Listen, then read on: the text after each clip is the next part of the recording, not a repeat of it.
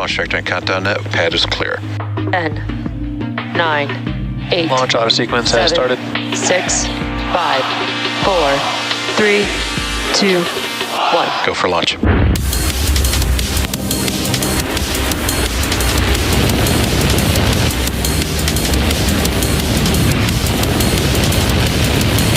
Vehicle is supersonic. Stage separation confirmed. Dragon, separation confirmed.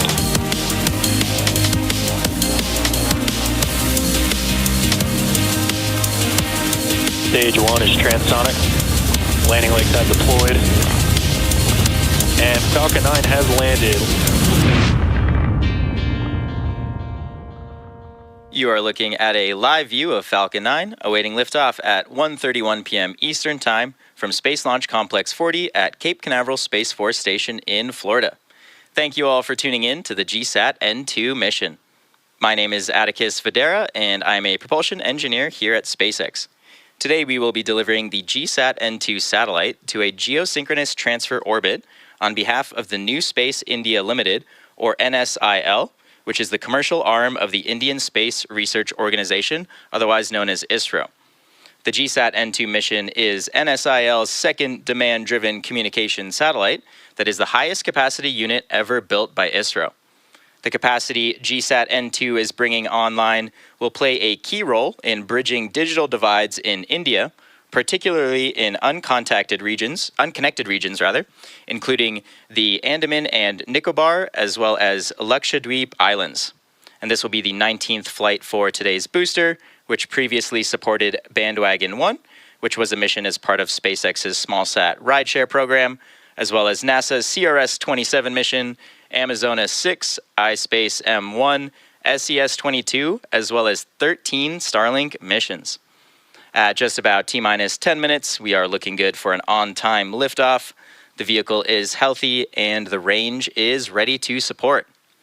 Now, we do have a little bit of cloud cover today, but teams are reporting we only have a 5% probability of weather violation. So while we wait, let's meet the vehicle that will be taking GSAT-N2 to orbit today. The two-stage Falcon 9 vehicle you see on your screen stands just about 229 feet tall. When it's fully fueled, it'll hold just over 1 million pounds of propellant. And we began loading those propellants on both stages of the vehicle at T-minus 35 minutes. Starting from the top of the rocket, GSAT-N2 is safely enclosed inside of the 17-foot diameter payload fairing, which is the nose of the rocket. This fairing is made of a carbon composite material. The fairing protects the satellite on its way to orbit. And of course, the fairing is made up of two halves, which are jettisoned approximately 3 minutes into flight. And one of these fairing halves supporting today's mission is flight-proven, flying for its 5th time, and the other half is flying for its 1st time today. Both sides of the fairing will be recovered after today's flight by our fairing recovery ship, Bob. Now, below that payload fairing, we do have the second stage, which is the part of the rocket which will take our payload to its destination orbit. The second stage will ignite its single Merlin vacuum, or MVAC engine, at about 2.5 minutes into flight, and then we do relight that engine a second time before we deploy the GSAT-N2 satellite. Below the second stage, you can see the black interstage, which is part of the first stage booster. And at the bottom of that first stage, there are 9 Merlin M1D engines, and these will get Falcon 9 off the ground and up to the thinner parts of the Earth's atmosphere. Shortly after liftoff, the first and second stages will separate from one another, and then the second stage will continue to orbit, while the first stage will start making its way back down to Earth. The first stage is designed to be reflown with minimal refurbishment between flights. Today's booster is flying for the 19th time, and we will be attempting to land on our drone ship, Just Read the Instructions, which you can see there on your screen, currently stationed in the Atlantic Ocean. If we are successful in recovering the booster today, it will mark the 371st successful recovery of an orbital-class rocket. And lastly, that large truss structure that you see next to the rocket is the Transporter Erector, or TE. We use this to both roll the rocket out to the pad, as well as to raise it to its vertical launch position. In callouts over the nets, you might hear the TE referred to as the strongback from the launch team. And this TE also routes the vehicle's fluids, power, and telemetry umbilicals from the ground systems to the rocket and to the satellite, all the way up until the moment Falcon 9 transitions to internal power. And now that you're a little more familiar with the vehicle, let's learn more about today's payload, GSAT-N2.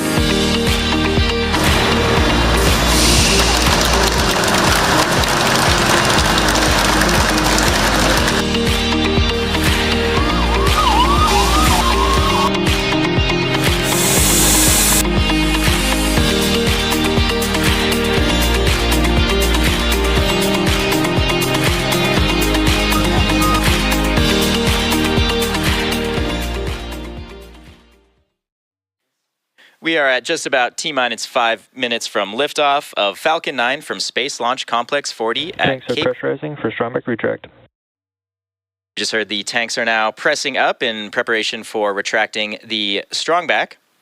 And at liftoff, the transporter erector, or TE, or otherwise known as the strongback, will retract in order to clear the way for Falcon 9's ascent.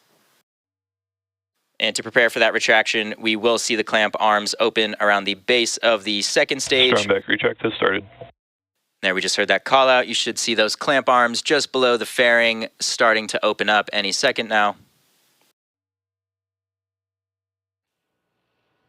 There you go. You can see those clamp arms opening. And this will allow the strongback to retract away from the vehicle. And this is to clear the way for ascent.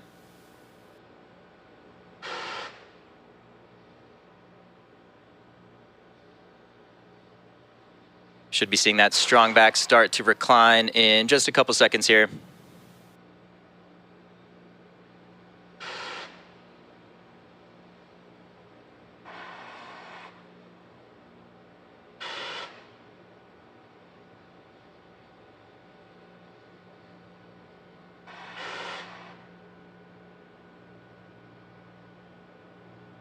There you can see the strongback is starting to lean away just slightly from the vehicle.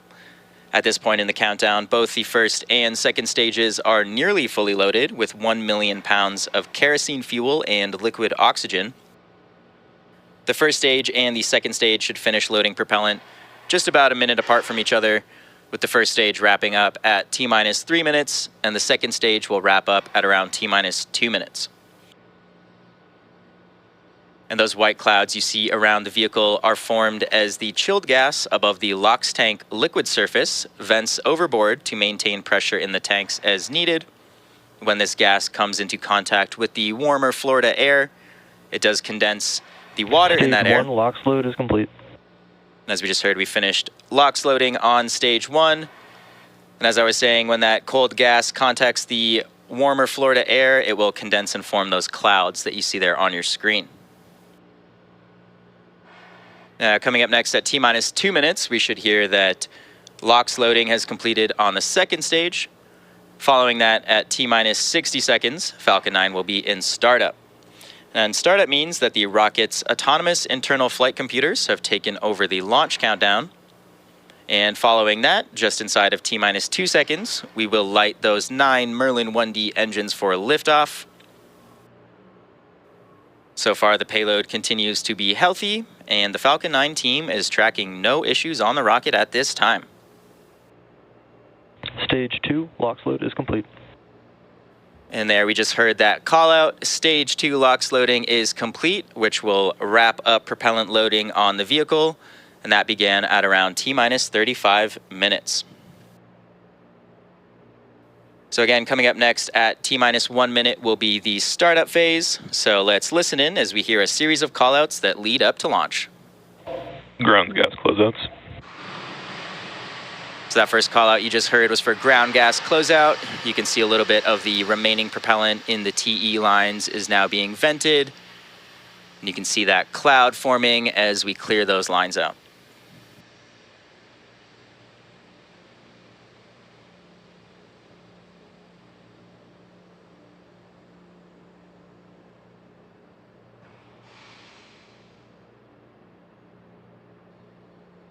Falcon 9 is in startup. And great news there, Falcon 9 has just entered startup, so the onboard flight computers have now taken control of the launch countdown. Go for launch.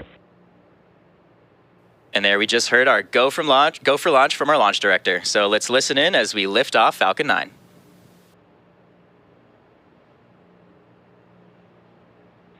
T-minus 30 seconds.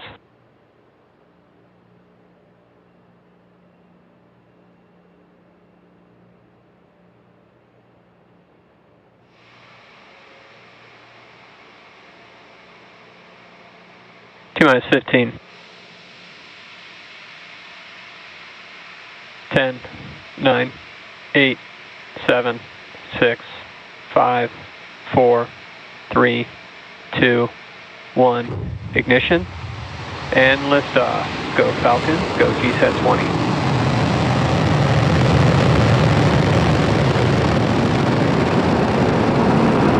Vehicle's pitching downrange. Stage 1 chamber pressure nominal.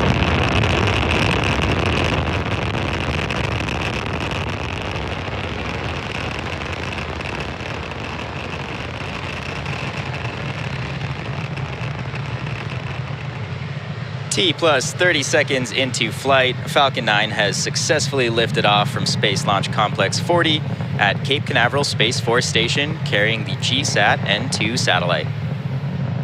Now, during ascent here, we will Power and telemetry are nominal. We will tilt or gimbal the engines, and this will turn the rocket horizontally in a maneuver known as a gravity turn. Now we're still going up, as you can see in that telemetry in the bottom left side of your screen. Falcon 9 is supersonic. We're also heading horizontally away from the launch pad, now at supersonic speeds. We should be throttling the engines down soon in preparation for max Q, or maximum aerodynamic pressure. Max Q. There we go, we just heard that call out. This is a critical moment during flight because the combined stresses caused by Falcon 9 accelerating through the atmosphere and the ambient static pressure are at their greatest. Now, the rocket typically needs to go about 17,500 miles per hour horizontally in order to avoid being pulled back down to Earth and to get into orbit. You can track our progress to orbit by keeping an eye on that stage 1 telemetry in the bottom left side of your screen. We just heard we're starting the ascent chill on the MVAC engine, and we are coming up on a series of events. Those are main engine cutoff, or MECO, followed by stage separation, second engine start 1, or SES1, and then following that is fairing separation. During MECO, we do shut down those 9 M1D engines, and then following that, we separate the first stage and the second stage. Once separated from the second stage, the booster will flip its orientation and begin heading back to Earth, and simultaneously, the second stage MVAC engine will ignite. Following that quickly will be a fairing separation. So we should be coming up on MECO in just a few seconds here.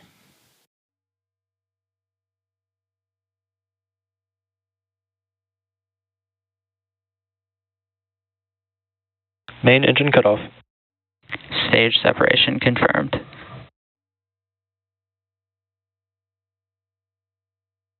MVAC ignition. And there we go. We just saw that series of events, starting with main engine cutoff, followed by stage separation, and then following that was second engine start 1. As you can see there on your screen, the MVAC engine is now lit in space and heading towards orbit. Coming up shortly, you should hear a call out for fairing separation. Getting some great views of both stages in flight right now. You can see the first stage on the left side of your screen, now in a coast phase, and the second stage on the right side of your screen, burning towards orbit. Fairing separation confirmed. And there we go. Great news. Just saw those two fairing halves separate. Our payload GSAT-N2 is now exposed to the vacuum of space, heading towards its intended orbit. Now we're just at about T plus 3 minutes and 45 seconds into today's mission. At T plus 6.5 minutes, we expect to have some great views of the first stage entry burn. Now for this entry burn, we do light 3 of the M1D engines on the first stage, and that'll start with the center E9 engine, followed shortly by E1 and E5 engines. And this slows the vehicle down as it passes back into the Earth's atmosphere. We need to do this in order to reduce re-entry forces, and this ultimately helps us recover and reuse the second stage, or the first stage rather. During this entry burn, Falcon 9 is decelerating by firing its Merlin engines, but we are still moving very fast. And this causes the vehicle to fly through Merlin's exhaust gases, also sometimes called the rocket's plume, and this will deposit a layer of soot on the vehicle's surface, and that's why our flight-proven vehicles look so toasty. And of course, that soot comes from the carbon-based fuel that Falcon 9 uses.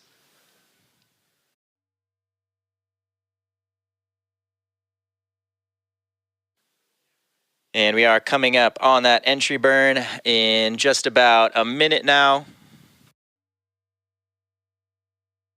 You might notice in the first stage telemetry on the bottom left side of your screen, our altitude is now decreasing while our speed is increasing.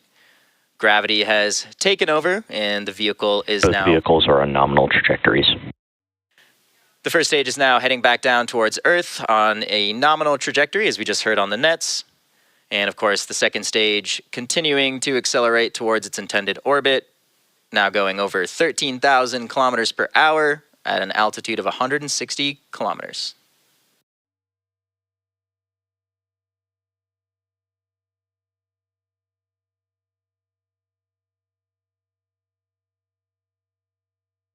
Getting some really incredible views from space here on both stages.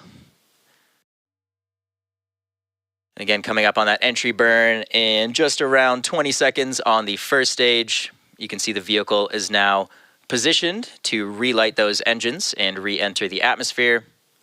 You can see our grid fins are deployed, and these fins will help guide the vehicle back down to its landing location. Stage 1 entry burn startup. Stage 1 FTS has safed. There we just heard the call out for the entry burn, and as you can see, those engines are now burning on the first stage and rapidly slowing us down, and this burn should last just around 20 seconds.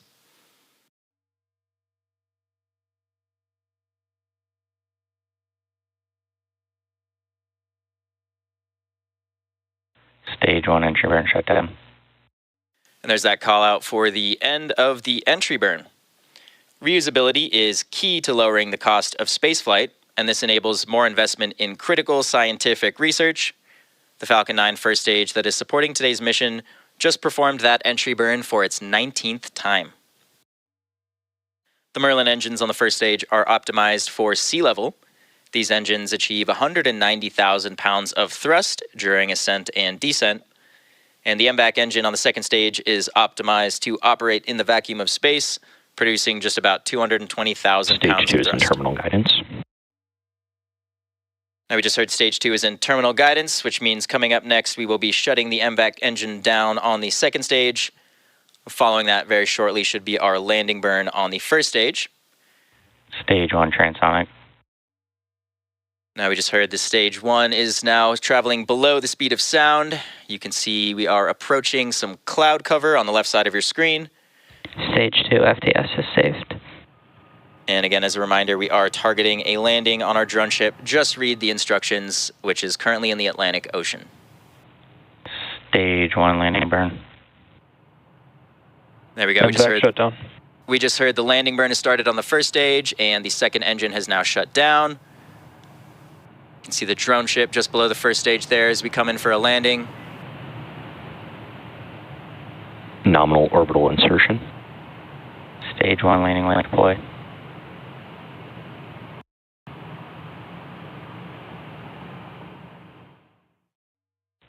Stage 1 landing confirmed. And there you have it. That landing marks SpaceX's 371st recovery of an orbital class rocket, which includes first stage landings for Falcon 9 and Falcon Heavy. We did also hear we had a nominal orbit insertion on the second stage. So our second stage is now embarking on its coast phase. And after this coast phase, we will light that MVAC engine for a second time around the T plus 28 minute mark. And that will be followed by payload deploy around the T plus 34 minute mark.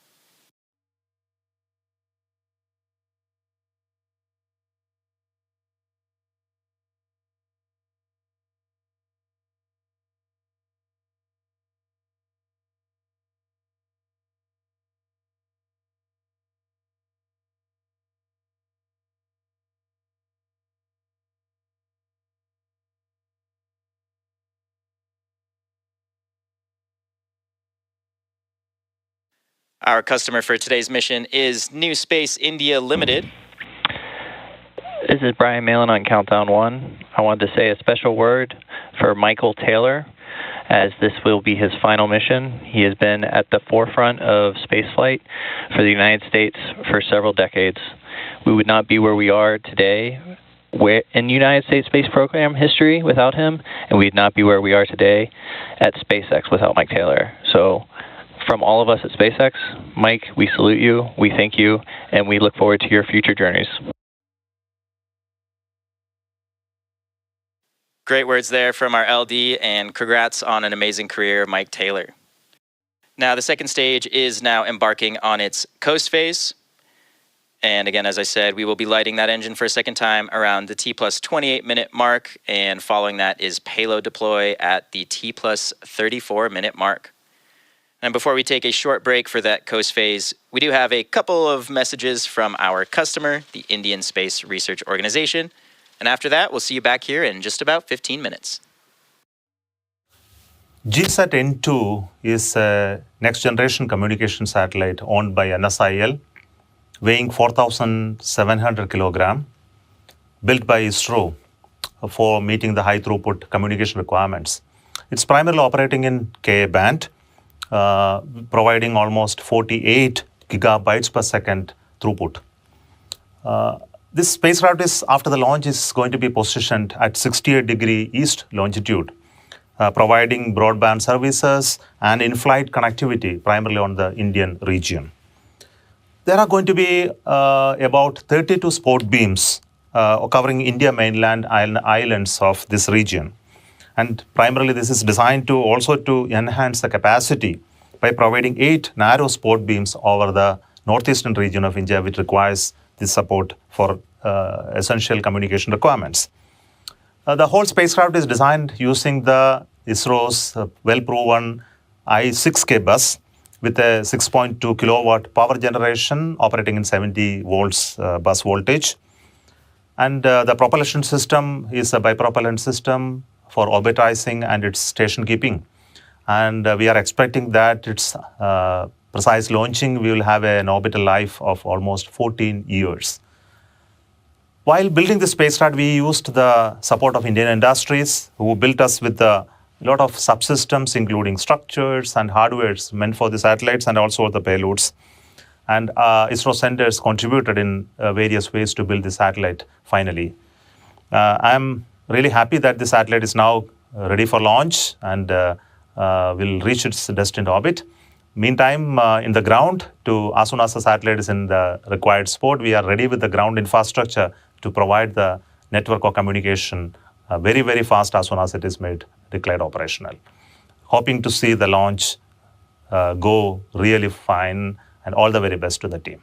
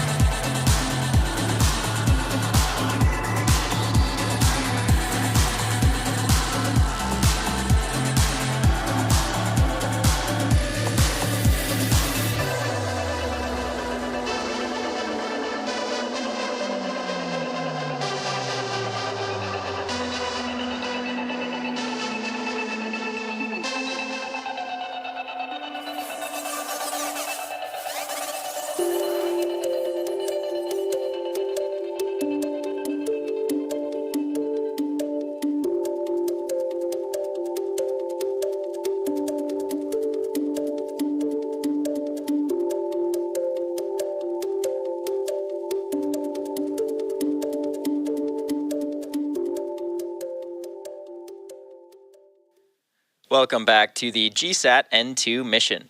We've had a great mission so far. Falcon 9 lifted off at 1:31 p.m. Eastern Time from Space Launch Complex 40 at Cape Canaveral Space Force Station in Florida. We did have a successful ascent, fairing separation, and second stage orbit insertion.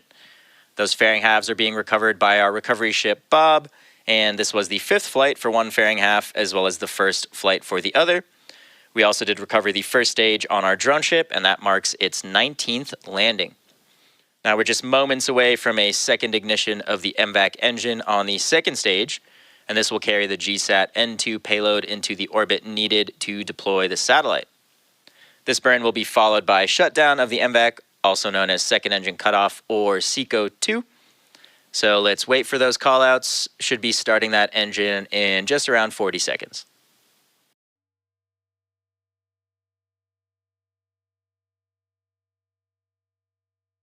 As you can see in that telemetry, we now are at about 240 kilometers above the surface of the Earth. We are now in what's called a parking orbit, and the second burn will take us to our geostationary transfer orbit, which is the deploy orbit for the GSAT-N2 payload.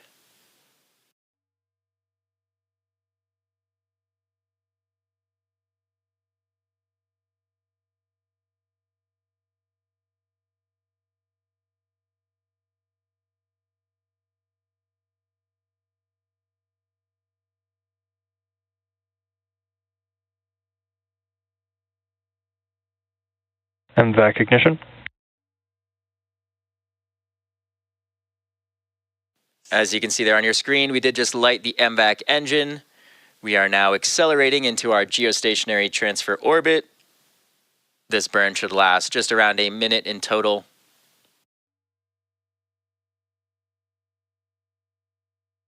As you can see in the telemetry, the second stage is now rapidly accelerating the payload, traveling well over 30,000 kilometers per hour at an altitude of 250 kilometers above the surface of the Earth.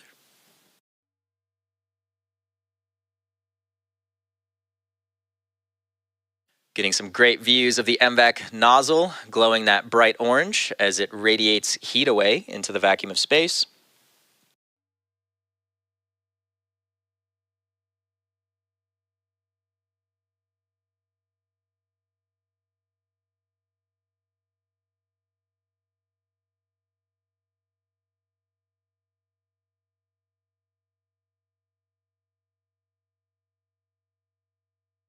MVAC shutdown.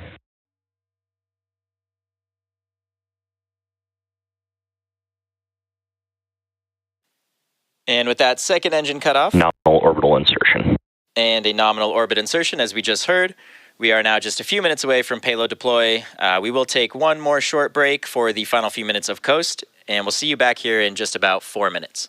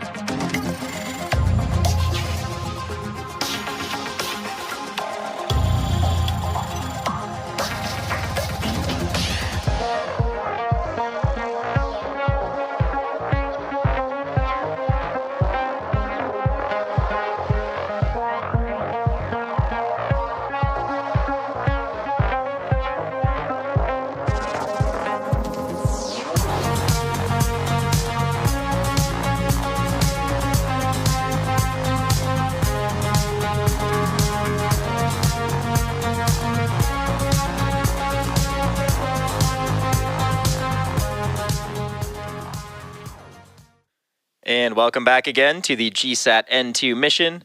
We've had a great mission so far, and we are now just 2 minutes away from our expected payload deploy. Our customer for today's mission is New Space India Limited, which is the commercial arm of the Indian Space Research Organization, otherwise known as ISRO, which is a Government of India company under the Department of Space. GSAT-N2 is a communication satellite set to enhance broadband services, in-flight and maritime connectivity across the pan-India region, as well as provide cellular backhaul operations. The satellite has been specifically designed to meet the demanding service needs of remote unconnected regions, including the Andaman and Nicobar and Lakshadweep Islands. GSAT-N2 has a mission life of 14 years, and the entire capacity is spread across 25 wide spot beams and 8 narrow spot beams, with higher throughput concentrated in northeastern regions. NSIL will be ready to commence commercial services to its customers immediately after completion of in-orbit testing and commissioning of the satellite at its designated orbital slot at 68 degrees east.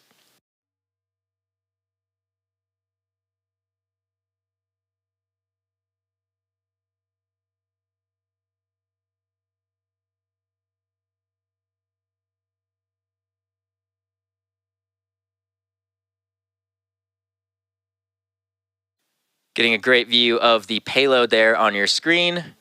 We are approaching payload deploy in just around 20 seconds.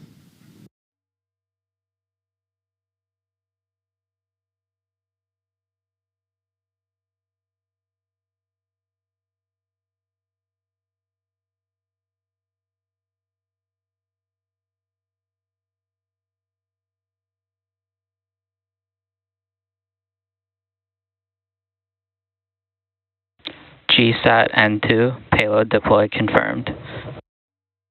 And there goes GSAT-N2. You just heard that call out, and you can see the satellite moving away from the second stage on your screen right now. That will wrap up our coverage for today. Thank you for joining us for SpaceX's 114th successful launch of 2024. All of us here at SpaceX want to give a big thank you to our customer, New Space India Limited, for entrusting us with today's mission. We also want to give a shout out to the Eastern Range and Federal Aviation Administration for supporting today's launch. And as always, of course, thank you to all of our viewers for tuning in and for your continued support. Remember to follow SpaceX on X for launch updates. Thank you all, and we'll see you again soon.